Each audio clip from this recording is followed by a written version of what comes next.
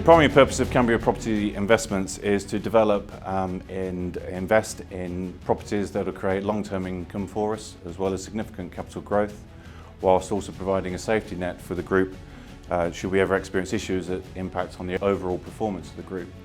Things like COVID, supply issues, interest rate increases, inflation, etc., whilst also managing and maintaining the motors properties. Yeah, we have a significant development programme over the next little while, which involves motors, property investments and motor parks. In respect of motors, we'll be starting later this year relocating our Aston Martin sales business in Edinburgh to sit alongside our Rolls-Royce showroom, and we'll also be refurbishing the Rolls-Royce showroom to the new corporate standards. Once we've relocated the Aston Martin and Rolls-Royce after sales to their new home, we'll also then be refurbishing the former Aston Martin dealership to incorporate the new Ineos Grenadier with a total capital cost of £2 million.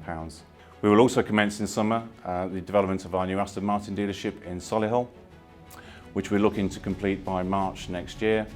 That's going to be a capital cost of around about £4 million. And at the end of this year, we're looking to start the infrastructure works in Brentwood, which will be preparing the site for the development of our dealerships next year. In terms of investments, we're looking to commence our commercial development in Hatfield at the end of this year, with completion Q3 next year. That's going to be a capital cost of around about £4 million. We're also then going to be starting the residential development in Croydon in January next year, with completion the following January. That's a capital cost of around about £6 million.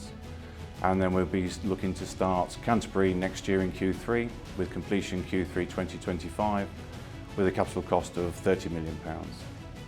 In respect to motor parks, over the next 3 years, we're going to be looking to refurbish and rebrand 6 of our current freehold sites for motor parks, along with acquiring and developing 6 additional sites with a combined capital value investment of around about £40 million. I see the group's property portfolio in a decade's time, based on our current development pipeline, and assuming we'll pick up a few developments along the line, certainly in 5 years' time, I'm anticipating it to be at £500 million. So realistically, I would expect it to be at least £1 billion worth of assets under management, but potentially it could be significantly more than that. ESG is very much a key part of our property strategy. What that really means is that we're going to be developing much more sustainable buildings by incorporating various initiatives and new technology. Clearly, by developing more efficient buildings, this reduces the operational costs of those properties, which not only benefits the operational businesses, but also in real estate terms actually creates a much more attractive investment with stronger investment yields and ultimately an increase in capital value.